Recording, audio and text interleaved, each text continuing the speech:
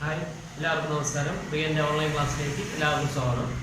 അപ്പോൾ നമ്മൾ കഴിഞ്ഞ ക്ലാസ്സിൽ ഹിസ്റ്ററിയുടെ 8ാം ക്ലാസ്സിൻ്റെ സെക്കൻഡ് ചാപ്റ്റർ നമ്മൾ ഡിസ്കസ് ചെയ്ത് തുടങ്ങിയായിരുന്നു.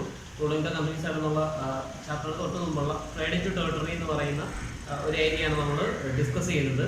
അപ്പോൾ നമ്മൾ ഡിസ്കസ് ചെയ്ത് നിർത്തിയ ഏരിയ എന്ന് പറയുന്നത് ബാറ്റിൽ ഓഫ് പ്ലാസി, അതിനുശേഷം ബാറ്റിൽ ഓഫ് ബക്സാറിനെ കുറിച്ചൊക്കെ നമ്മൾ കുറച്ച് ഏരിയ പറഞ്ഞായിരുന്നു. അപ്പോൾ what was condition after battle of Plassey എന്ന് പറയുന്ന മേഖലയാണ് നമ്മൾ പറഞ്ഞ് എൻഡ് ചെയ്തത്. ഓക്കെ, അപ്പോൾ നമുക്ക് നെക്സ്റ്റ് പറയാനുള്ളത് ഈ നബോബ് എന്ന് പറയുന്ന ഒരു വേർഡ്, നബോബ്സ് എന്ന് ആരെയാണ് വിളിച്ചിരുന്നത്? ഓക്കെ, അല്ലെങ്കിൽ എന്തായിരുന്നു നബോബ്സ് എന്ന് പറയുന്ന പ്രയോഗത്തിന്റെ മീനിങ്, അല്ലെങ്കിൽ അതെവിടെയായിരുന്നു പ്രയോഗിച്ചിരുന്നത്? അപ്പോൾ നമുക്കറിയാം, നമ്മൾ ചാപ്റ്ററിൽ പഠിച്ചിരുന്നു, അതായത് ബ്രിട്ടീഷുകാർ നമ്മളെ പലതരത്തിലും എന്ത് ചെയ്തു, ഇക്കണോമിക്കലി അതുപോലെ പൊളിറ്റിക്കലി എക്സ്പ്ലോയിറ്റ് ചെയ്തിരുന്ന ഒരു കാലഘട്ടമായിരുന്നു ഈ കൊളോണിയൽ പീരീഡ് എന്ന് പറയുന്നത്. അപ്പോൾ ഈ സമയത്ത് കമ്പനി ഒഫീഷ്യൽസ് അല്ലെങ്കിൽ എന്താണ് പ്രൈവറ്റ് ഇൻഡിവിജ്വൽസ് അല്ലെങ്കിൽ കമ്പനിയുടെ നേതൃത്വത്തിലുണ്ടായിരുന്ന പ്രൈവറ്റ് ഒഫീഷ്യൽസ് എന്ത് ചെയ്യുന്നു, നമ്മുടെ രാജ്യത്ത് ഈ ടാക്സ് കൊടുക്കാതെയും മറ്റുമൊക്കെ ട്രേഡ് ചെയ്തിരുന്നു. അതിൽ നിന്നും വലിയൊരു പ്രോഫിറ്റ് അവർ എന്ത് ചെയ്തു, ഏൺ ചെയ്തു. അപ്പോൾ അത്തരത്തിൽ പ്രോഫിറ്റ് ഏൺ ചെയ്ത ആദ്യം ഏറ്റവും പ്രധാനപ്പെട്ട ആവാസങ്ങളുണ്ടായിരുന്ന റോബർട്ട് ക്ലൈവ്, നമുക്കറിയാം, അദ്ദേഹം മിലിറ്ററി കമാൻഡറൊക്കെ ആയിട്ട് വന്ന ആളാണ്.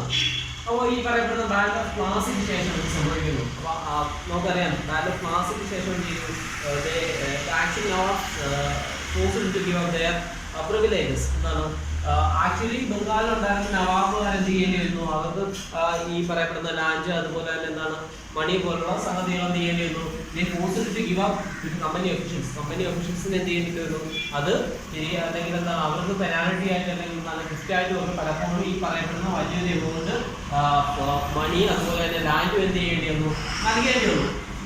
അപ്പോൾ ഈ റോബർട്ട് ക്ലൈവ് എന്ന് പറയുന്ന ഒരു വ്യക്തിയെ കുറിച്ച്, അപ്പം ഈ റോബർട്ട് ക്ലൈവ് എന്ന് പറയുന്ന ആളെ കുറിച്ച് നമുക്ക് ജസ്റ്റ് നോക്കാം. അദ്ദേഹം 1743 അദ്ദേഹത്തിന് 18 വയസ്സുള്ളപ്പോൾ, അദ്ദേഹം 18 വയസ്സുള്ളപ്പോഴാണ് അദ്ദേഹം എന്ത് ചെയ്യുന്നത്, ഇന്ത്യയിലേക്ക് വരുന്നത്. ഓക്കെ, തിരിച്ചെന്ത് ചെയ്യുന്നു, 1767 എന്ത് ചെയ്യുന്നത്, അദ്ദേഹം തിരികെ ഇംഗ്ലണ്ടിലേക്ക് പോകുന്നത്. അപ്പോൾ ഇദ്ദേഹം ഇവിടെ അല്ലെങ്കിൽ വന്ന സമയത്ത് അദ്ദേഹത്തിന്റെ എക്കണോമിക് ബാക്ക്ഗ്രൗണ്ട് എന്ന് പറഞ്ഞാൽ വളരെ പൂർ ആയിരുന്നു. പക്ഷെ അതേസമയം എന്ന് പറയുന്നത് അദ്ദേഹം തിരികെ ഇംഗ്ലണ്ടിലേക്ക് പോയപ്പോൾ വളരെ റിച്ച് ആയിട്ടാണ് എന്ത് ചെയ്യുന്നത് അദ്ദേഹം പോയത്. അപ്പോൾ നമുക്ക് അതിൽ നിന്ന് മനസ്സിലാക്കാം, അദ്ദേഹത്തിന് ആ ഒരു ചെറിയ കാലഘട്ടം കൊണ്ട് അദ്ദേഹം ചെയ്തു ഒരു വലിയ അല്ലെങ്കിൽ ലാർജ് സം ഓഫ് മണി എന്ത് ചെയ്തു, അല്ലെങ്കിൽ വെൽത്ത് എന്ത് ചെയ്തു, ഇന്ത്യ പോലുള്ള ഒരു രാജ്യത്ത് നിന്നും അദ്ദേഹം അക്യുമുലേറ്റ് ചെയ്യാൻ അദ്ദേഹത്തിന് സാധിച്ചു. അപ്പം 1764 പ്രത്യേകത നമ്മൾ പറഞ്ഞായിരുന്നു, ജസ്റ്റ് റിമംബർ ചെയ്ത് അറിയാം. 1764 ആണ് സംഭവിക്കുന്നത്. ഈ അപ്പോയിന്റഡ് ഗവർണർ ഓഫ് ബംഗാളിന്റെ ഗവർണറായിട്ട് എന്ത് ചെയ്തു, അദ്ദേഹം അപ്പോയിന്റ് ചെയ്തു. അപ്പൊ ആ സമയത്ത് അദ്ദേഹത്തിന് അസൈൻ ചെയ്തിരുന്ന ഒരു പ്രധാനപ്പെട്ട ഡ്യൂട്ടി എന്ന് പറയുന്നത് എന്തായിരുന്നു, അദ്ദേഹത്തിന്റെ പ്രധാനപ്പെട്ട ഡ്യൂട്ടി എന്ന് പറയുന്നത് to remove corruption from the administration, അതായത് ബ്രിട്ടീഷ് അഡ്മിനിസ്ട്രേഷനിൽ നിന്ന് എന്ത് ചെയ്യുക, കറപ്ഷൻ ഒഴിവാക്കുക. അപ്പൊ ആ കാലഘട്ടം വരെയും പറയുന്ന ടാക്സ് കൊടുക്കാതെ ട്രേഡ് ചെയ്യുക, പ്രൈവറ്റ് ട്രേഡിനെ എൻഗേജ് ചെയ്യുക. അപ്പൊ അതിൽ നിന്നൊക്കെ വലിയൊരു മണി അല്ലെങ്കിൽ അഡ്മിനിസ്ട്രേറ്റീവ്ലി വലിയൊരു കറപ്ഷൻ എന്ത് ചെയ്തു, രാജ്യത്ത് നടക്കുകയായിരുന്നു. അപ്പൊ ഈ പറയപ്പെടുന്ന കറപ്ഷൻ അല്ല, പ്രത്യേകിച്ച് ബംഗാൾ പോലുള്ള ഒരു മേഖലയെ കോൺസെൻട്രേറ്റ് ചെയ്ത് ഈസ്റ്റ് ഇന്ത്യ കമ്പനി ഉണ്ടായിരുന്നത് കൊണ്ട് തന്നെ വലിയൊരു തരത്തിലെ കറപ്ഷൻ എന്ത് ചെയ്തു, നിലനിന്നിരുന്നു. അപ്പൊ ആ കറപ്ഷൻ എന്ത് ചെയ്യുക, റിമൂവ് ചെയ്യുക, അല്ലെങ്കിൽ റിമൂവിംഗ് ദ കറപ്ഷൻ ആയിരുന്നു എന്താ ഈ പറയുന്നത് ഗവർണർ ഓഫ് ജനറലായിട്ട് റോബർട്ട് ക്ലൈവ് അപ്പോയിന്റ് ചെയ്യുമ്പോൾ അദ്ദേഹത്തിന് നൽകിയിരുന്ന ഒരു പ്രൈം ഡ്യൂട്ടി എന്ന് പറയുന്നത് റിമൂവ് കറപ്ഷൻ ആയിരുന്നു. ഓക്കെ, പക്ഷെ എന്താ സംഭവിക്കുന്നത്, he was himself cross-examined by the British Parliament in 1772. അപ്പോൾ 1772 എന്ത് ചെയ്തു, ഈ കറപ്ഷൻ ഒഴിവാക്കുന്നതിന് വേണ്ടി അപ്പോയിന്റ് ചെയ്യപ്പെട്ട ഗവർണർ ആയിരുന്ന റോബർട്ട് ക്ലൈവിനെ തന്നെ എന്ത് ചെയ്തു, ബ്രിട്ടീഷ് പാർലമെന്റ് കറപ്ഷന്റെ പേരിൽ ക്രോസ് എക്സാമിൻ ചെയ്യേണ്ട ഒരു സാഹചര്യം ഉണ്ടായി. അപ്പൊ നമുക്കറിയാം, അതിൽ നിന്ന് നമുക്ക് മനസ്സിലാക്കാം, അതായത് അദ്ദേഹം തന്നെ അല്ലെങ്കിൽ റോബർട്ട് ക്ലൈവ് ഹിംസെൽഫ് അദ്ദേഹം സ്വയം എന്ത് ചെയ്തു, ഇവിടെ നിന്ന് വലിയൊരു എമൗണ്ട് എന്ത് ചെയ്തു, അദ്ദേഹം അക്യുമുലേറ്റ് ചെയ്തു. കണക്കിൽ പെടാത്ത ഒരുപാട് സ്വത്ത് അല്ലെങ്കിൽ ഒരുപാട് മണി എന്ത് ചെയ്തു, അദ്ദേഹം ഇന്ത്യ പോലുള്ള ഒരു കോളനിയിൽ നിന്ന് അദ്ദേഹം എന്ത് ചെയ്തു, അക്യുമുലേറ്റ് ചെയ്തിരുന്നു. സോ അതുകൊണ്ട് തന്നെ 1772 എന്ത് ചെയ്തു, ബ്രിട്ടീഷ് പാർലമെന്റ് റോബർട്ട് ക്ലൈവിനെ എന്ത് ചെയ്തു, ക്രോസ് എക്സാമിൻ ചെയ്തു. സോ പിന്നീട് എന്താണ് സംഭവിക്കുന്നത്, 1774 അദ്ദേഹം എന്ത് ചെയ്തു, ഫർദർ എന്താണ് നിയമ നടപടികളൊന്നും നേരിടാതെ അദ്ദേഹം സൂയിസൈഡ് ചെയ്യുന്ന ഒരു സാഹചര്യം ഉണ്ടായിരുന്നു. അപ്പൊ ഇത്തരത്തിൽ അല്ലെങ്കിൽ എന്താണ് ഇന്ത്യ, എല്ലാ ഒഫീഷ്യൽസിന്റെ അവസ്ഥ ഇതായിരുന്നില്ല. അപ്പൊ പല ആളുകളും എന്ത് ചെയ്തു, ഇവിടെ വന്ന് അല്ലെങ്കിൽ നമ്മുടെ രാജ്യത്ത് വന്ന് കുറെ കാലം എന്ത് ചെയ്തു, സർവീസ് ചെയ്തു, സേവനം അനുഷ്ഠിച്ച് എന്ത് ചെയ്തു, തിരികെ ഇംഗ്ലണ്ടിലേക്ക് പോയി വളരെ റിച്ച് ആയിട്ട് ജീവിച്ച കുറെ ആളുകളും ഉണ്ടായിരുന്നു. അപ്പം ഇത്തരത്തിലുള്ള ആളുകളെ അന്നുണ്ടായിരുന്ന ആളുകൾ അല്ലെങ്കിൽ ഇങ്ങനെ ഇംഗ്ലണ്ടിലേക്ക് പോയി ജീവിച്ചിരുന്ന അല്ലെങ്കിൽ ഇവിടെ വന്ന് റിച്ച് ആയിട്ട് ഇംഗ്ലണ്ടിൽ പോയി ജീവിച്ച ആളുകളെ അവിടെ ഉള്ള ഒരു മോക്കിങ്ങിൽ കളിയാക്കി വിളിക്കുന്നതാണ് എന്ന് പറയുന്നത് നബോബ് എന്ന് പറയുന്നത്. അപ്പൊ നവാബിന്റെ മറ്റൊരു ഫോം, അതായത് ഇന്ത്യ എന്ന് പറയുന്ന രാജ്യത്തെ സംബന്ധിച്ചിടത്തോളം ഇവിടെ ഉണ്ടായിരുന്ന റിച്ച് പേഴ്സൺ എന്ന് പറഞ്ഞാൽ ആരായിരുന്നു, നവാബായിരുന്നു. അപ്പൊ ആ നവാബിനെ കുറച്ച് കുറച്ചുകൂടി പരിഷ്കരിച്ച് അല്ലെങ്കിൽ എന്താണ് നവാബിനെ ഒന്ന് എന്ത് ചെയ്തു മാറ്റി അല്ലെങ്കിൽ ഇതുപോലെ ഇന്ത്യയിലെ നവാബിനെ പോലെ ഇന്ത്യയിൽ നിന്ന് വരുത്തുണ്ടായി ഇംഗ്ലണ്ടിൽ പോയി ജീവിക്കുന്ന ആളുകൾ അവരെ മോക്കിങ്ങിലി വിളിച്ച പേരാണെന്ന് പറയുന്നത് നബോബ് എന്ന് പറയുന്നത്. ഓക്കെ, അപ്പൊ ഈ വേർഡിനെ കുറിച്ച് നമ്മൾ ജസ്റ്റ് ഒന്ന് പറഞ്ഞിരിക്കാം. നബോബ് എന്ന് പറയുന്ന വേർഡ്. പിന്നെ എങ്ങനെയാണ് നമ്മൾ നോക്കുന്നത്? അപ്പൊ ഈ പറയപ്പെടുന്ന ബാറ്റൽ ഓഫ് പ്ലാസിക്ക് ശേഷം എങ്ങനെയാണ് കമ്പനിയുടെ റൂള് എക്സ്പാൻഡ് ചെയ്തത്, expansion of rule of the company. Okay, അപ്പൊ നമുക്ക് ഇനി ആ ഒരു മേഖലയാണ് നോക്കാം. അപ്പൊ നമുക്ക് മനസ്സിലാക്കേണ്ട ഒരു പ്രധാനപ്പെട്ട ഏരിയ എന്ന് പറയുന്നത് കമ്പനിയുടെ റൂൾ എക്സ്പാൻഡ് ചെയ്ത ഒരു മിലിറ്ററി എക്സ്പെഡിഷനിലൂടെ ആയിരുന്നില്ല. അതായത് ഒരു ഫോഴ്സിന്റെ സഹായത്തോടെ അല്ലെങ്കിൽ അടിച്ചമർത്തി അല്ലെങ്കിൽ എന്താണ് ഒരു സഡൻ അറ്റാക്കിലൂടെ ഇന്ത്യ എന്ന് പറയുന്ന മേഖല പിടിച്ചെടുക്കുകയായിരുന്നില്ല ആരുടെ ഉദ്ദേശം എന്ന് പറയുന്നത്, കമ്പനിയുടെ ഉദ്ദേശം എന്ന് പറയുന്നത്. അപ്പോൾ നമ്മൾ ബേസിക്കലി മനസ്സിലാക്കുന്ന ഒരു പ്രധാനപ്പെട്ട കാര്യം എന്ന് പറഞ്ഞാൽ കമ്പനിയുടെ പ്രൈം ഒബ്ജക്റ്റീവ് എന്ന് പറഞ്ഞാൽ ഇവിടെ നിന്ന് പ്രോഫിറ്റ് ഉണ്ടാക്കുക എന്നുള്ളതാണ്. ഓക്കെ, അപ്പോൾ കംപ്ലീറ്റ്ലി സപ്രസ് ചെയ്തിട്ട് ഒരിക്കലും എന്ത് ചെയ്തില്ല, ഈസ്റ്റ് ഇന്ത്യ കമ്പനിക്ക് ഇവിടെ നിന്ന് എന്ത് ചെയ്യാൻ പറ്റത്തില്ല, വലിയൊരു പ്രോഫിറ്റ് ഉണ്ടാകാതെ ഇന്ത്യക്കാരെ കൂടി സഹായിച്ചെങ്കിൽ മാത്രമേ അല്ലെങ്കിൽ ഇന്ത്യക്കാർ സാധനങ്ങൾ വാങ്ങിയെങ്കിൽ മാത്രമേ എന്ത് ചെയ്യാൻ സാധിക്കത്തുള്ളൂ, കമ്പനിക്ക് പ്രോഫിറ്റ് ഉണ്ടാക്കാൻ സാധിക്കത്തുള്ളൂ. ഓക്കെ, അപ്പോൾ അതുകൊണ്ട് തന്നെ എന്ത് ചെയ്തില്ല, ഒരു വലിയൊരു മിലിറ്ററി എക്സ്പെഡിഷനിലൂടെ ആയിരുന്നില്ല കമ്പനി യൂസ് ചെയ്ത മാർഗം അതായിരുന്നില്ല, മറിച്ച് എന്തായിരുന്നു, ഡിപ്ലോമസി ആയിരുന്നു, നയതന്ത്രപരമായിട്ട്. അപ്പം ഇക്കണോമിക്കലി പൊളിറ്റിക്കലി അവരെന്ത് ഉപയോഗിച്ചു, ഒരു ഡിപ്ലോമസി. ഓക്കെ, അപ്പോൾ എന്ത് ചെയ്തു, തർക്കത്തിലുള്ള മേഖല അല്ലെങ്കിൽ തർക്കവാദ മേഖല. അപ്പം നമുക്കറിയാം ഇന്ത്യ എന്ന് പറയുന്ന അന്ന് എങ്ങനെയായിരുന്നു, പല പ്രിൻസ്ലി സ്റ്റേറ്റുകളായിട്ട് നാട്ടുരാജ്യങ്ങളായിട്ട് ഡിവൈഡ് ചെയ്ത് കിടക്കുകയായിരുന്നു. അപ്പൊ ഇങ്ങനെ പ്രിൻസ്ലി സ്റ്റേറ്റുകളായി ഡിവൈഡ് ചെയ്ത് കിടക്കുന്ന രാജ്യങ്ങൾക്കിടയിൽ അല്ലെങ്കിൽ ആ സ്റ്റേറ്റുകൾക്കിടയിൽ എന്താണ് തർക്കം ഉണ്ടായിരുന്നു. അപ്പോൾ ബ്രിട്ടീഷുകാർ എന്താ ചെയ്യുന്നത്, നേരെ എന്ത് ചെയ്യും, ഓരോ പ്രിൻസ്ലി സ്റ്റേറ്റിനെ സമീപിക്കുകയും അവർക്ക് സഹായങ്ങൾ ചെയ്തു കൊടുക്കാമെന്നുള്ള വാഗ്ദാനം അല്ലെങ്കിൽ എന്തെങ്കിലും അത്തരത്തിലുള്ള ഒരു നെഗോഷിയേഷനിലേക്ക് എന്ത് ചെയ്യുന്നു അവരെത്തുകയും. അപ്പോൾ ഈ പറയപ്പെടുന്ന പല നാട്ടുരാജാക്കന്മാരുടെയും സഹായത്തോടു കൂടിയാണ് പതിയെ എന്ത് ചെയ്യുന്നത്, ബ്രിട്ടീഷുകാർ ഇവിടെ എന്ത് ചെയ്യുന്നത്, വളർന്നു വരുന്നത്. ഓക്കെ, അപ്പൊ മനസ്സിലാക്കാം അവർ യൂസ് ചെയ്ത പ്രധാനപ്പെട്ട മാർഗം എന്ന് പറയുന്നത് ഏതായിരുന്നു, ഡിപ്ലോമസി ആയിരുന്നു. ഡിപ്ലോമസി എന്ന് പറയുന്ന വേർഡ്, ഓക്കെ, നയതന്ത്രം എന്ന് പറയുന്ന ആ ഒരു രീതി ആയതുകൊണ്ട് അവരുടെ എക്സ്പാൻഷൻ ഓഫ് ട്രിപ്പ് അല്ലെങ്കിൽ ഒരു മേഖലയിൽ നിന്നും മറ്റൊരു മേഖലയിലേക്ക് അവരുടെ സ്വാധീനം എക്സ്പാൻഡ് അല്ലെങ്കിൽ എന്താണ് ഒരു ഇൻഫ്ലുവൻസ് എക്സ്പാൻഡ് ചെയ്യുന്നതിന് ഒരു വികസന മാർഗം ഡിപ്ലോമസി ആയിരുന്നു. ഓക്കെ, അപ്പൊ ബാറ്റിൽ ഓഫ് ബക്സാർ എന്ന് പറയുന്ന ഒരു ഈവന്റിനെ കുറിച്ച് നമ്മൾ പറഞ്ഞായിരുന്നു. എന്നായിരുന്നു 1764 നടക്കുന്ന ബാറ്റിൽ ഓഫ് ബക്സാർ. ഓക്കെ, അപ്പൊ ഈ ബാറ്റിൽ ഓഫ് ബക്സാറിന് ശേഷം എന്ത് ചെയ്യുന്നു, കമ്പനി അപ്പോയിന്റ് റെസിഡൻസ്. ഓക്കെ, ആരായിരുന്നു റെസിഡൻസ് എന്ന് പറയുന്നത്, റെസിഡൻസ് എന്ന് പറയുന്ന വേർഡിനെ കുറിച്ച് നമ്മൾ അറിഞ്ഞിരിക്കാം. ആരായിരുന്നു റെസിഡൻസ്? അപ്പോൾ ബാറ്റിൽ ഓഫ് ബക്സാറിന് ശേഷം ബാറ്റിൽ ഓഫ് പ്ലാസി എന്ന് പറയുന്നത് തന്നെ ബ്രിട്ടീഷുകാർക്ക് ഇവിടെ ബേസ് നൽകിയ വാറാണ്. അതിനുശേഷം ബാറ്റിൽ ഓഫ് ബക്സാർ നടക്കുന്നു, നവാബുകളെല്ലാം ചെയ്യുന്നു മാറ്റുന്നു. ദെൻ അപ്പൊ ആ ബാറ്റിൽ ഓഫ് ബക്സാറിന് ശേഷം അവിടെ ആരെ അപ്പോയിന്റ് ചെയ്തു, റെസിഡൻസിനെ അപ്പോയിന്റ് ചെയ്തു. ഇനി ആരാണ് റെസിഡൻസ്? റെസിഡൻസ് എന്ന് പറഞ്ഞാൽ ആക്ച്വലി കമ്പനിയുടെ കൊമേഴ്ഷ്യൽ ഏജൻസ് ആണ്. ഓക്കെ, കൊമേഴ്ഷ്യൽ ഏജൻസ് ആണ് ആരെന്ന് പറയുന്നത്, റെസിഡൻസ് എന്ന് പറയുന്നത്. ഓക്കെ, അപ്പൊ ഈ കമ്പനി റെസിഡൻസിനെ അപ്പോയിന്റ് ചെയ്തതിലൂടെ ഉദ്ദേശിച്ചത് എന്താണ്, അല്ലെങ്കിൽ റെസിഡൻസ് കൊണ്ട് എന്ത് നേട്ടമാണ് കമ്പനിക്ക് ഉണ്ടായത്? ഓക്കെ, അപ്പൊ ആ കാലഘട്ടം വരെയുള്ള ഒരു പ്രത്യേകത അല്ലെങ്കിൽ നമ്മൾ ആ സിനാരിയോ ഒന്ന് ചെക്ക് ചെയ്താൽ നമുക്ക് മനസ്സിലാവും. ഒരു തരത്തിലും എന്താണ് സ്റ്റേറ്റുകളുടെ ഇന്റേണൽ അഫയേഴ്സിലേക്ക് കടന്നു ചെല്ലാൻ ആർക്കും കഴിഞ്ഞിരുന്നില്ല. ബ്രിട്ടീഷ് ഈസ്റ്റ് ഇന്ത്യ കമ്പനിക്കോ കമ്പനി ഓഫീഷ്യൽസിനോ കഴിഞ്ഞിരുന്നില്ല. ഓക്കെ, അപ്പോൾ റെസിഡൻസിനെ അപ്പോയിന്റ് ചെയ്തതിലൂടെ കമ്പനി ഉദ്ദേശിച്ച ഏറ്റവും പ്രധാനപ്പെട്ട ഒരു ഉദ്ദേശ ലക്ഷ്യം എന്ന് പറയുന്നത് എന്താണ്, to interfere in the internal affairs of different states. Okay, ഈ പറയപ്പെടുന്ന റെസിഡൻസിന്റെ അല്ലെങ്കിൽ കൊമേഴ്ഷ്യൽ ഏജൻസിന്റെ സഹായത്തോടു കൂടി എന്ത് ചെയ്യുക, ഈ പറയപ്പെടുന്ന എന്താണ് പ്രിൻസ്ലി സ്റ്റേറ്റുകളുടെ ഇന്റേണൽ അഫയേഴ്സ്, ഓക്കെ, അവരുടെ ആഭ്യന്തര കാര്യങ്ങളിലേക്ക് എന്ത് ചെയ്യുക, കമ്പനി ഇടപെടാൻ തുടങ്ങി. അപ്പോൾ എങ്ങനെയാണ് അല്ലെങ്കിൽ ഏതൊക്കെ തരത്തിലായിരുന്നു ഈ പറയപ്പെടുന്ന ഇന്റേണൽ അഫയേഴ്സിലേക്ക് കമ്പനി ഇടപെട്ടത്? പലപ്പോഴും ഈ പറയപ്പെടുന്ന ഇടപെടലുകൾ എന്ന് പറയുന്നത് it was beyond A limit, പലപ്പോഴും പരിധികൾക്ക് അപ്പുറമായിരുന്നു ആ ഇടപെടൽ എന്ന് പറയുന്നത്. അപ്പോൾ ആരെ ആയിരിക്കണം അടുത്ത ത്രോണിലേക്ക് അല്ലെങ്കിൽ കിരീടത്തിലേക്ക് നയിക്കേണ്ടത്, അതുപോലെ തന്നെ അഡ്മിനിസ്ട്രേറ്റീവ് പോസ്റ്റുകളിൽ ആരെ നിയമിക്കണം, ഇത്തരത്തിലുള്ള ഏറ്റവും തന്ത്രപ്രധാനമായ എന്താണ് ഇമ്പോർട്ടൻ്റ് ആയിട്ടുള്ള മാറ്ററുകൾ വരെ ആരെ ഡിസൈഡ് ചെയ്യാൻ തുടങ്ങി ഈ പറയപ്പെടുന്ന കമ്പനി ഒഫീഷ്യൽസ്. ആരിലൂടെ? റെസിഡൻസ് എന്ന് പറയുന്ന കുറച്ച് ഏജൻസിന്റെ സഹായത്തോടു കൂടി ഇന്റേണൽ അഫയേഴ്സിൽ ആരിടപെടുന്നു? ഈസ്റ്റ് ഇന്ത്യ കമ്പനി അനധികൃതമായിട്ട് എന്ത് ചെയ്യാൻ തുടങ്ങി, പല മേഖലകളിലും ഇടപെടാൻ തുടങ്ങി. ഓക്കെ, അപ്പൊ ആരായിരുന്നു റെസിഡൻസ്? നമ്മൾ ശ്രദ്ധിക്കേണ്ട ഏരിയ എന്ന് പറഞ്ഞാൽ ആരായിരുന്നു റെസിഡൻസ്? റെസിഡൻസ് അല്ലെങ്കിൽ റെസിഡൻസിലൂടെ കമ്പനിക്ക് ഉണ്ടായ നേട്ടം എന്താണ് എന്നുള്ളതാണ്. അപ്പോൾ എന്തായിരുന്നു നേട്ടം എന്ന് പറയുന്നത്? എന്താണ് സ്റ്റേറ്റുകളുടെ ഇന്റേണൽ അഫയേഴ്സിലേക്ക് ഇടപെടാനുള്ള ഒരു സാഹചര്യം അവിടെ ഉണ്ടായി. പല പ്രധാനപ്പെട്ട തീരുമാനങ്ങളിലും അല്ലെങ്കിൽ ആര് കൈകടക്കാൻ തുടങ്ങി? ഈസ്റ്റ് ഇന്ത്യ കമ്പനി കൈകടക്കാൻ തുടങ്ങി. ഓക്കെ, അപ്പോൾ അത് മനസ്സിലാക്കുക.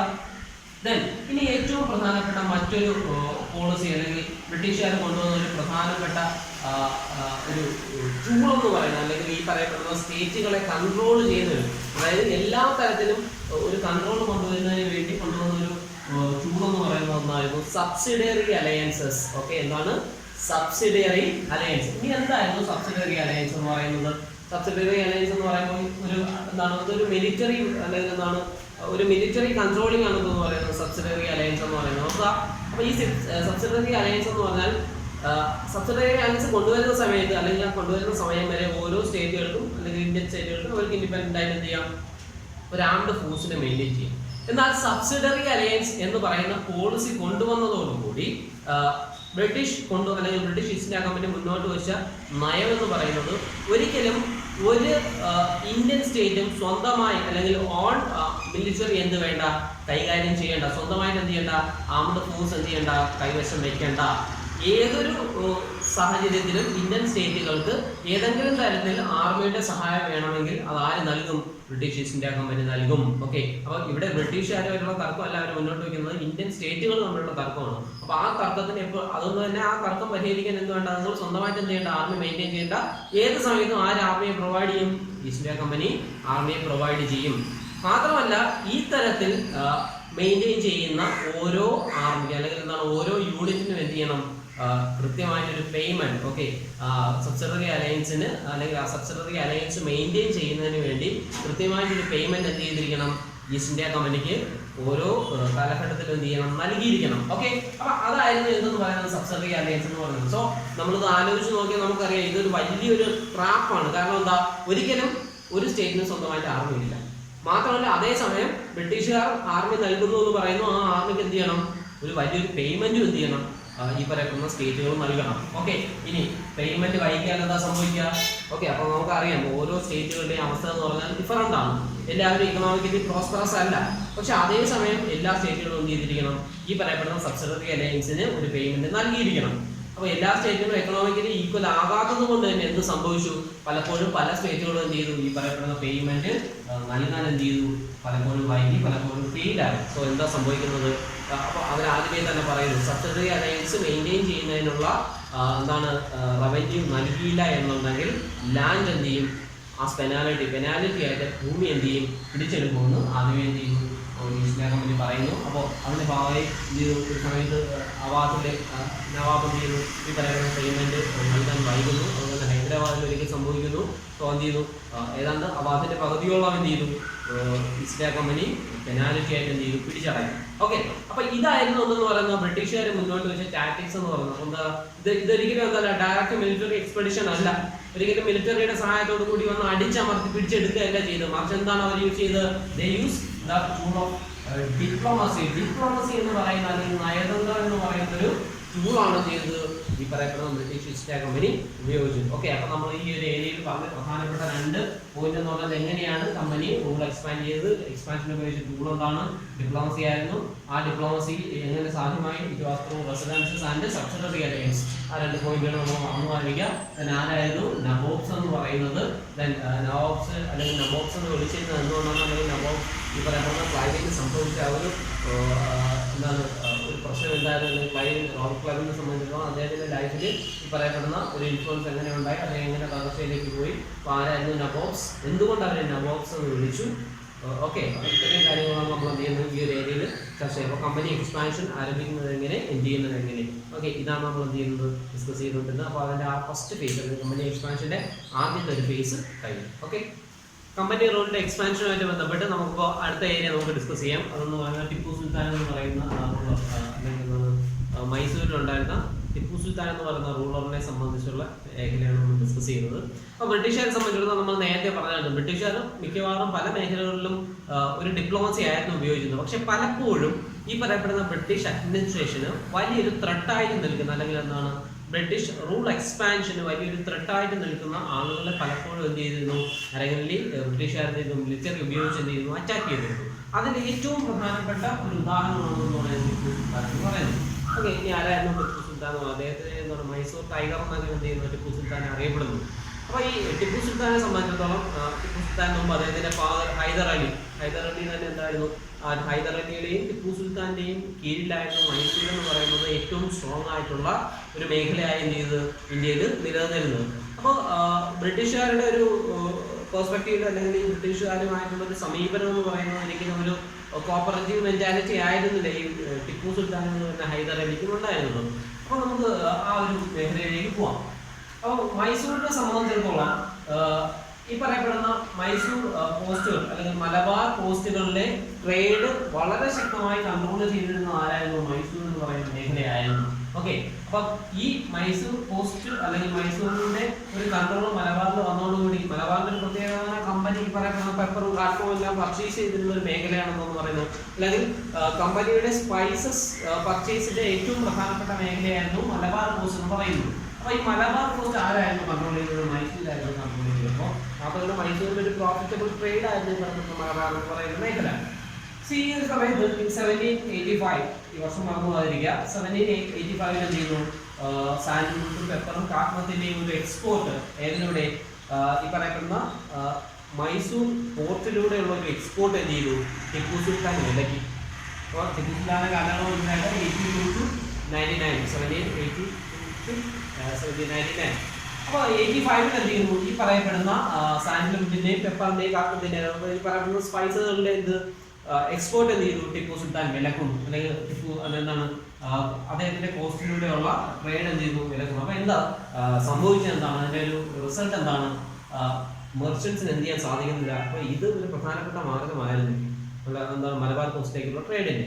അപ്പം മെർച്ചന്റ്സിന് എന്ത് ചെയ്യാൻ സാധിക്കുന്നില്ല, കമ്പനിയായിട്ട് എന്ത് ചെയ്യാൻ സാധിക്കുന്നില്ല, ഒരു ട്രേഡിൽ ഏർപ്പെടാൻ അല്ലെങ്കിൽ എന്താണ് ഒരു ട്രേഡ് റിലേഷനിൽ ഏർപ്പെടുന്നതിന് ഈ പറയപ്പെടുന്ന ഒരു റെസ്ട്രിക്ഷൻ എന്ന് പറയുന്നത് എന്തായി? അല്ലെങ്കിൽ ഈ പറയപ്പെടുന്ന എന്താണ് ടിപ്പു സുൽത്താന്റെ പോളിസി എന്ന് പറയുന്നത് വലിയൊരു തടസ്സമായിട്ട് എന്ത് ചെയ്യുന്നു? നിലനിന്നിരുന്നു. ഇനി ടിപ്പു സുൽത്താനെ സംബന്ധിച്ചിടത്തോളം ഞാൻ ആദ്യമേ പറഞ്ഞിരുന്നു, ടിപ്പു സുൽത്താൻ ഒരിക്കലും കമ്പനിയുമായിട്ട് കോർപ്പറേഷന് തയ്യാറായിരുന്ന വ്യക്തി ആയിരുന്നില്ല. But Tipu Sultan എന്തായിരുന്നു? He had a close relation with the French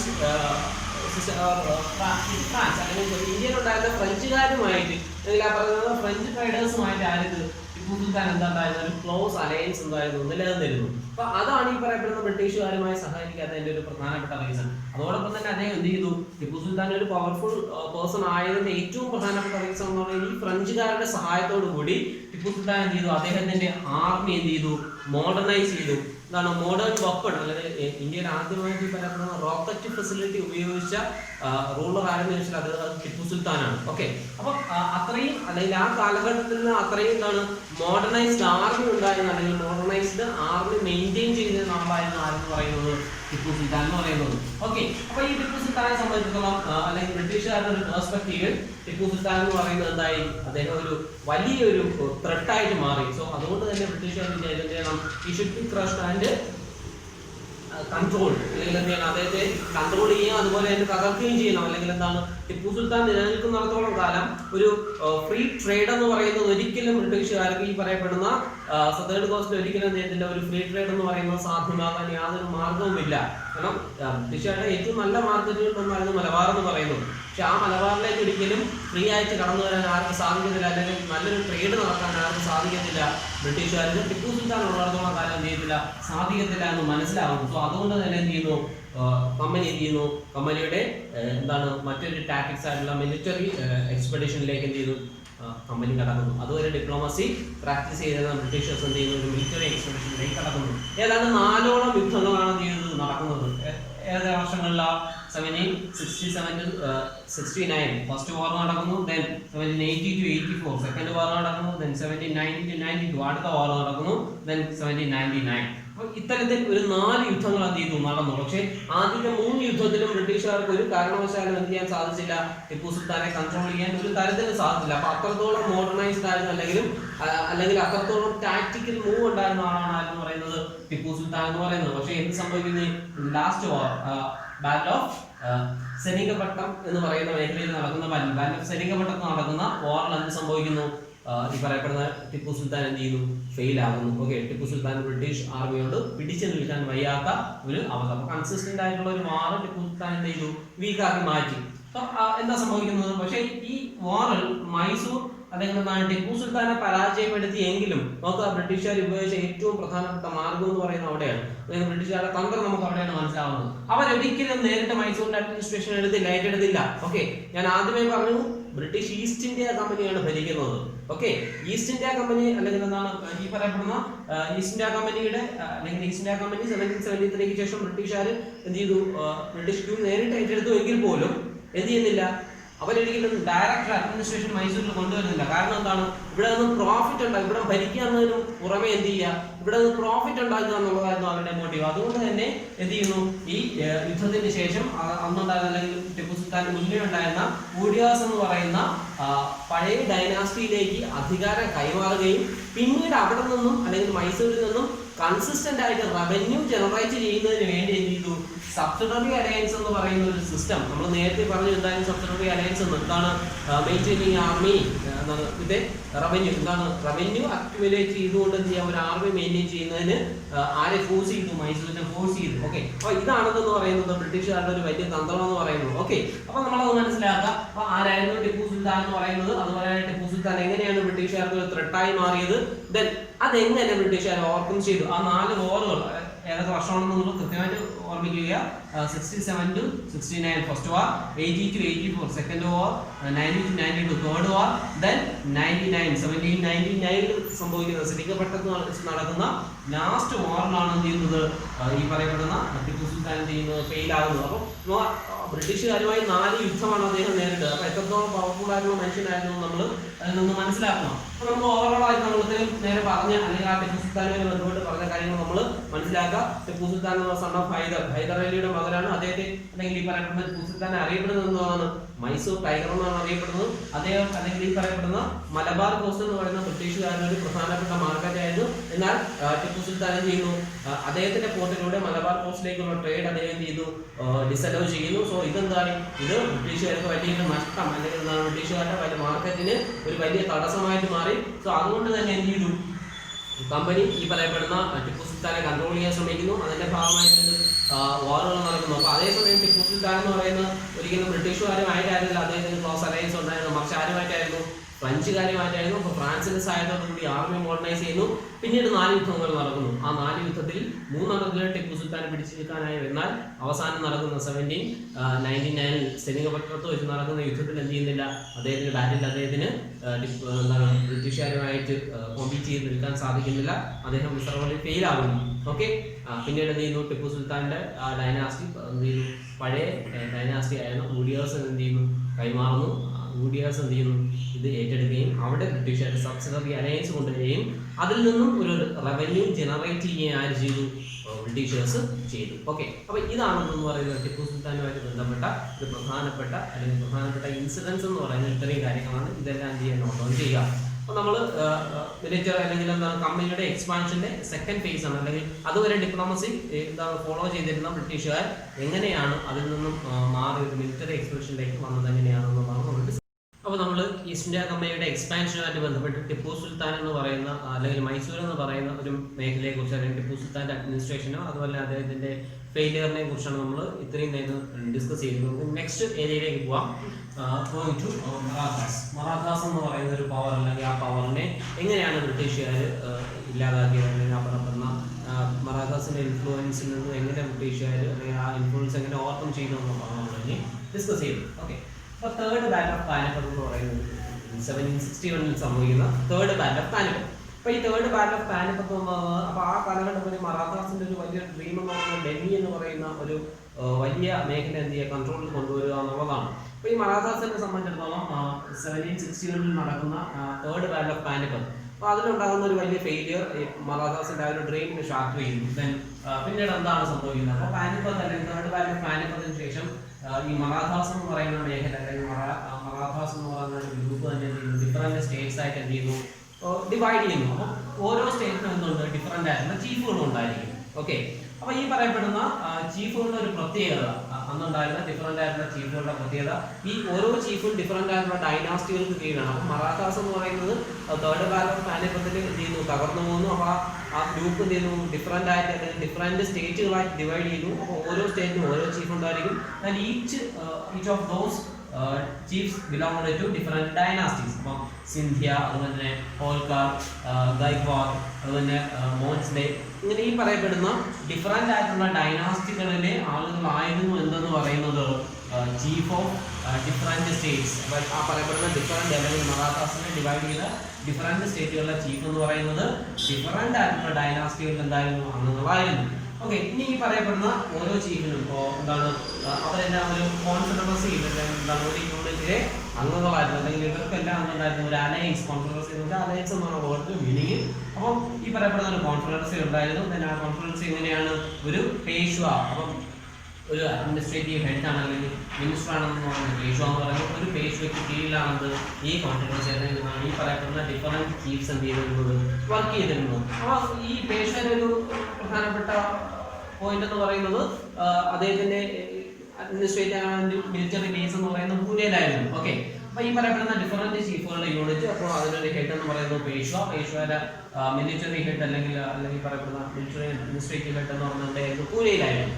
അത്രയും കാര്യങ്ങൾ മെയിൻലി മനസ്സിലാക്കുക. അപ്പോൾ ഈ ഇനി മറാത്താസിലെ പ്രധാനപ്പെട്ട സോൾജേഴ്സിനെ കുറിച്ചാണ് പറയുന്നത്. ഫസ്റ്റ് നമ്മൾ മഹാജി സിന്ധ്യ, അതുപോലെ തന്നെ പാൻഡിസ് എന്ന് പറയുന്ന മഹാജി സിന്ധ്യ, അതുപോലെ ഈ പറയപ്പെടുന്ന നേന പാൻഡിസ് എന്ന് പറയുന്ന രണ്ട് മറാത്ത സോൾജേഴ്സ്. അവരെന്ന് പറയുന്ന അല്ലെങ്കിൽ ഈ പറയപ്പെടുന്ന സോൾജേഴ്സിന്റെ നേതൃത്വത്തിലായിരുന്നു ആർമി ചെയ്യുന്നത് മുന്നോട്ട് പോയിക്കൊണ്ടിരിക്കുന്നത്. ഓക്കെ, ഇനി മറാത്താസിന്റെ അപ്പോൾ ഈ മറാത്താസ് ഈ പറഞ്ഞ ഡിഫറെൻറ്റ് സ്റ്റേറ്റ് ആയി ഡിവൈഡ് ചെയ്യുന്നുണ്ടെങ്കിലും അവർക്ക് എന്തുണ്ട്, ഒരു ഷെയർഡ് കൾച്ചറുണ്ട്. ഓക്കെ, മറാത്താസ് എന്ന് പറയുന്ന ഒരു ഷെയർഡ് കൾച്ചറുണ്ട്. ഇനി ഇവരുടെ ഏറ്റവും പ്രധാനപ്പെട്ട ത്രെട്ട് എന്ന് പറയുന്നത് ആരായിരുന്നു? ഇംഗ്ലീഷുകാരായിരുന്നു. അപ്പോൾ ഈ പറയുന്നത് ഇംഗ്ലീഷുകാർക്കെതിരെ ഒരു സീരീസ് ഓഫ് വാർ, ഒരു കണ്ടിന്യൂസ് ആയിട്ട് കുറേയധികം യുദ്ധങ്ങൾ എന്ത് ചെയ്തു ഇവർ ഫൈറ്റ് ചെയ്യേണ്ടി വന്നു. അപ്പോൾ 3 യുദ്ധങ്ങളാണ് പറയുന്നത്. 1782 നടക്കുന്ന ഫസ്റ്റ് ആംഗ്ലോ മറാത്ത വാർ. ഫസ്റ്റ് ആംഗ്ലോ മറാത്ത വാർ എന്നാണ് സംഭവിക്കുന്നത്. നോ വിക്ടറി, ആർക്കും തന്നെ അല്ലെങ്കിൽ ആരെങ്കിലും ഒരാൾ വിജയി അല്ലെങ്കിൽ ഒരു ഗ്രൂപ്പ് വിജയിയാണ് അല്ലെങ്കിൽ വിക്ടറാണ് ഒന്നും നമുക്ക് എന്ത് ചെയ്യാൻ പറ്റത്തില്ല, പറയാൻ പറ്റത്തില്ല. അല്ലെങ്കിൽ എന്താണ് വിന്നിംഗ് ഗ്രൂപ്പ് എന്ന് പറയുന്ന ഒരു ഗ്രൂപ്പ് ഉണ്ടായിരുന്നില്ല. അപ്പം ആ കാലഘട്ടത്തിൽ ആ യുദ്ധത്തിന് ശേഷം യുദ്ധം അവസാനിക്കുന്ന ഒരു ട്രീറ്റിയിലാണ് സാൽബായി ട്രീറ്റി. സാൽബായി ട്രീറ്റിയിലാണ് എന്ത് ചെയ്യുന്നത് ഫസ്റ്റ് എന്താണ് 1782 നടക്കുന്ന ഫസ്റ്റ് ആംഗ്ലോ മറാത്ത വാർ എന്ത് ചെയ്യുന്നത്. ഈ വാറിന്റെ പ്രത്യേകത അവിടെ എന്തുണ്ടായിരുന്നില്ല, അവിടെ ഡെഫിനറ്റ് ആയിട്ട് വിന്നർ ഉണ്ടായിരുന്നില്ല. സെക്കൻഡ് ആംഗ്ലോ മറാത്ത വാർ എന്താണ് 1803 to 1805 എന്നാണ്. 1803 അതുപോലെ തന്നെ 1805 വരെ 3 to 5 1893 മുതൽ 1805 വരെ നിലനിന്ന ഒരു യുദ്ധമാണ് സെക്കൻഡ് ആംഗ്ലോ മറാത്ത വാർ എന്ന് പറയുന്നത്. ഈ വാറിന്റെ പ്രത്യേകത എന്ന് പറയുന്നതാണ് ബ്രിട്ടീഷുകാർ എന്ത് ചെയ്തു, ഒറീസ അല്ലെങ്കിൽ ഒറീസ എന്ന് പറയുന്ന മേഖല ഗെയിൻ ചെയ്യുന്നു. അതുപോലെ നോർത്ത് ഓഫ് യമുന, അതായത് ആഗ്ര, ഡൽഹി പോലുള്ള ഒരു വലിയ മേഖല എന്ത് ചെയ്തു ബ്രിട്ടീഷുകാരുടെ കൈകളിലേക്ക് അല്ലെങ്കിൽ ബ്രിട്ടീഷുകാരുടെ പവറിലേക്ക് കൺട്രോളിലേക്ക് എന്ത് ചെയ്തു കൊണ്ടുവന്ന യുദ്ധമാണ് സെക്കൻഡ് എന്ന് പറയുന്നത്. That is 1803 to 1805 second Anglo Maratha war. Okay, അത് മറന്നുമായിരിക്കാം. തേർഡ് ആംഗ്ലോ മറാത്ത വാർ എന്ന് പറയുന്നത് 1817 to 1819 ആണ്. ഇവിടെ എന്താ സംഭവിക്കുന്നത്, ഇവിടെ കംപ്ലീറ്റ് ആയിട്ടും എന്ത് ചെയ്യുന്നു മറാത്ത പവർ ക്രഷ് ചെയ്യപ്പെടുന്നു. മറാത്ത പവർ കംപ്ലീറ്റ് ആയിട്ട് ഇല്ലാതാകുന്നു. അതോടൊപ്പം തന്നെ അന്നുണ്ടായിരുന്ന പേഷ്വ എന്ത് ചെയ്തു, പേഷ്വയെ കാൺപൂരിനടുത്തുള്ള ബിജൂർ എന്ന് പറയുന്ന മേഖലയിലേക്ക് എന്ത് ചെയ്തു സ്ഥലം മാറ്റി. കാരണം എന്ന് വെച്ചാൽ പേഷ്വ നിൽക്കുന്നിടത്തോളം സിറ്റുവേഷൻ എന്ത് ചെയ്യും കൂടുതൽ വളരാവുമെന്ന് അറിയാം. അതുകൊണ്ട് തന്നെ ബ്രിട്ടീഷുകാർ കാൺപൂരിലേക്ക് അയച്ചു വിട്ട് പെൻഷൻ ഒരു ചെറിയ എമൗണ്ട് പെൻഷൻ നൽകിക്കൊണ്ട് പുള്ളി എന്ത് ചെയ്തു പേഷ്വ ഒരു പഴയ റൂളറായിരുന്നു എന്നുള്ള ഒരു പരിഗണനയിൽ പേഷ്വ എന്ത് ചെയ്യുന്നു ബിജൂറിലേക്ക് സെൻഡ് ചെയ്തു. ഈ പറയപ്പെടുന്ന യുദ്ധത്തിന് ശേഷം എന്ത് ചെയ്യുന്നു വിന്ധ്യാസിന്റെ ഇന്ത്യ റേഞ്ചൊക്കെ നമ്മൾ പഠിച്ചിട്ടുള്ളതാണ്. ഇന്ത്യ റേഞ്ചിന്റെ വിന്ധ്യാസ് എന്ന് പറഞ്ഞാൽ സൗത്ത് ഓഫ് ഇന്ത്യ എന്ന് പറയുന്ന ഏരിയ കംപ്ലീറ്റ് ആയിട്ട് മാപ്പ് നോക്കി നമുക്ക് അറിയാൻ പറ്റും. വിന്ധ്യാസിന്റെ കംപ്ലീറ്റ് കൺട്രോൾ ചെയ്യുന്നു ബ്രിട്ടീഷ് ഈസ്റ്റ് ഇന്ത്യ കമ്പനിയുടെ റൂളിലേക്ക് എന്ത് ചെയ്യുന്നു കൊണ്ടുവരുന്നത്. അപ്പം ഇതാണെന്ന് പറയുന്നത് മറാത്താസ്. അപ്പോൾ നമ്മൾ അറിയേണ്ടത് ബാക്ക് ഓഫ് പാനിപ്പത്ത് 1761 അഫ്ഗാനിസുമായിട്ടാണ് എന്ത് ചെയ്യുന്നത് ഈ യുദ്ധം നടക്കുന്നത്. അതിന് എന്ത് ചെയ്യുന്നു മറാത്ത പവർ അല്ലെങ്കിൽ മറാത്ത എന്ന് പറയുന്ന മേഖലയെ ഡിഫറൻറ്റ് സ്റ്റേറ്റ് ആയിട്ട് ആ യുദ്ധത്തിന്റെ അവസാനം ഡിവൈഡ് ചെയ്യുന്നു. ആ ഓരോ സ്റ്റേറ്റിൽ നിന്ന് ഡിഫറൻ്റ് ആയിട്ടുള്ള ചീഫ് ഉണ്ടായിരുന്നു. ആ ചീഫുകൾ എന്ന് പറയുന്നത് ഡിഫറൻ്റ് ആയിട്ടുള്ള ഡൈനാസ്റ്റീസിന്റെ അംഗങ്ങളായിരുന്നു. ഈ ചീഫുകൾക്കെല്ലാം കൂടി ഒരു കോൺഫറൻസ് ഉണ്ടായിരുന്നു. അത് ആര് കീഴിലായിരുന്നു, പേഷ്വ എന്ന് പറയുന്ന ഒരു മിലിറ്ററി അല്ലെങ്കിൽ അഡ്മിനിസ്ട്രേറ്റീവ് ഇതിന്റെ കീഴിലാണ്. He was based in Pune. എന്ത് സംഭവിക്കുന്നു, മഹാജി സിന്ധ്യ അതുപോലെ നേന പാൻഡിസ് എന്ന് പറയുന്ന രണ്ട് എന്താണ് ഫേമസ് ആയിട്ടുള്ള സോൾജേഴ്സ് അല്ലെങ്കിൽ മറാത്തയിൽ ഉണ്ടായിരുന്നു. മറാത്താസിനെ സംബന്ധിച്ചിടത്തോളം ഒരു 3 യുദ്ധമാണ് നടക്കുന്നത്. ആംഗ്ലോ മറാത്ത ഫസ്റ്റ് വാർ 1782 ഒരു ക്ലിയർ വിക്ടർ ഉണ്ടാകുന്നില്ല. അവർ എന്ത് ചെയ്യുന്നു, സാൽബായി എന്ന് പറയുന്ന ട്രീറ്റ് പ്രകാരം യുദ്ധം അവസാനിപ്പിക്കുന്നു. സെക്കൻഡ് ആംഗ്ലോ മറാത്ത വാറിൽ എന്ത് ചെയ്യുന്നു, ഒറീസയും ഡൽഹിയും ആഗ്രയും അടക്കം യമുനയുടെ നോർത്തടക്കമുള്ള മേഖലകൾ മുഴുവൻ എന്ത് ചെയ്യുന്നു, ഈ പറയപ്പെടുന്ന ബ്രിട്ടീഷുകാരുടെ കൈകളിലാവുന്നു. ദെൻ തേർഡ് വാറിൽ completely Maratha power 1870 to 1890 completely എന്ത് ചെയ്യുന്നു, മറാത്ത പവർ എന്ത് ചെയ്യുന്നു, ഇല്ലാതാകുന്നു. വളരെ വലിയൊരു ഫെയിലുകളിലേക്ക് പോകുന്നു. അതുപോലെ തന്നെ പേഷ്വായി അയക്കുന്നു വിദൂരിലേക്ക്, ഒരു പെൻഷൻ കാൺപൂരിനടുത്തുള്ള വിദൂരിലേക്ക് ഒരു പെൻഷൻ നൽകി കൊടുക്കുന്നു. ദെൻ സംഭവിക്കുന്നു കമ്പനി വിദ്യാസിലേക്ക് കംപ്ലീറ്റ് പോകും. ഇതാണ് എന്ന് പറയുന്നത്. അതായത് മറാത്ത പവർ അല്ലെങ്കിൽ മറാഠാസ് തമ്മിലുള്ള തർക്കം എന്ന് പറയുന്നത് ഈ തരത്തിലാണ് നിലനിൽക്കുന്നത്. അതുപോലെ തന്നെ ഈ തർക്കം അവസാനിക്കും.